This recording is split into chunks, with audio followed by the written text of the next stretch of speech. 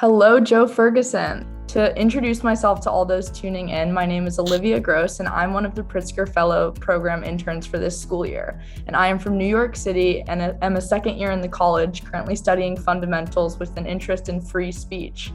Joe, it is so great to have you. If you could just give us a brief introduction about yourself and tell us where you are calling in from.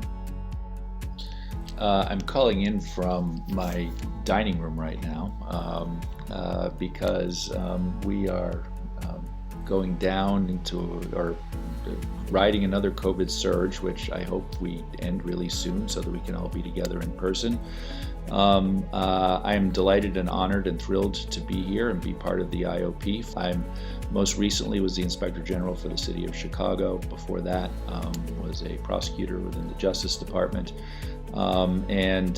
Just to make sure that everybody understands this is all real, I don't usually talk to people from New York because I grew up in Boston, it's all personal at a certain point, especially when we're talking about sports. So hit me. During your 12-year tenure, what impact did you feel that you had, and what were the significant changes that you felt like the office went through during your time? I think the single biggest thing done during my time as Inspector General was to bring to public consciousness and awareness of this function of government that is actually independent and fact and evidence-based, speaking quite often truth to power in ways that power doesn't usually like to be spoken to, but not for the purpose of calling out or shaming those in power, but for the purpose of identifying ways that government can work better, continual improvement models. And that's really important right now because of people's somewhat rightfully flagging faith in government overall. So to actually introduce this other platform and voice and presence in the civic discourse, and to give civil society a reference point for reliable information and a sense that government is actually working for them, I think is probably the biggest thing that I'd like to think that I did in my 12 years. Awesome. And then, as you've made really clear, you are a Boston native, not a New York native. No one's going to mix that one up. But I've just been curious to hear from you. You've been so committed to Chicago. I'm just curious, what about Boston sports culture has kept you from ever potentially supporting a Chicago sports team?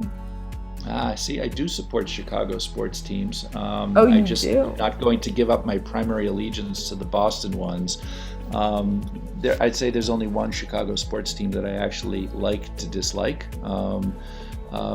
People get their hopes up about the Bears in really comical ways, and so I actually take sort of a bit of sort of Schadenfreude type pleasure in watching people get all excited in week 2 and 3, only to watch it crash and burn every year. But no, I love sports, and they're my version of reality TV. To shift over to office hours, it's one of the highlights for me of the Fellows program, and I know you're looking forward to it. So I'd be curious to hear from you if there are any topics that you're looking forward to discussing with students about in office hours, outside of seminars, or what you're looking forward to with office hours in general. I think there's a tendency for people to think that to conflate politics and government.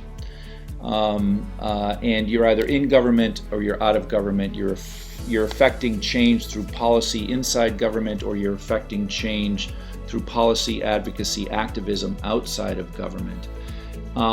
That is done in all sorts of ways other than in sort of the political or the political dynamic contexts, and to actually get students to talk about what specifically they would like to be doing, and to kind of bring to them an understanding of all of the different forms of opportunity that exist within government to actually make an impact, make a difference.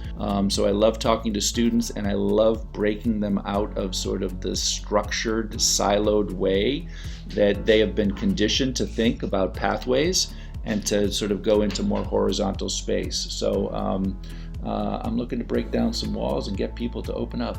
Not to put you on the spot here too much, but if you could have anyone be a guest during your seminar series, who would it be and why? My goodness, that is such a hard question. What I'd love to do is bring somebody in who is in a position of real power, who doesn't actually get put on the spot by smart people. Very often, their whole world is constructed to keep them in a bubble, and to just help the students go after them, to get real engagement.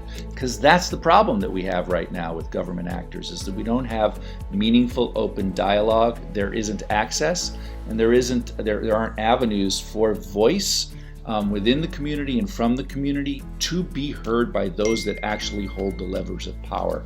And so if I could do anything, it would be to bring in somebody who is a political chief executive and set U of C students on them.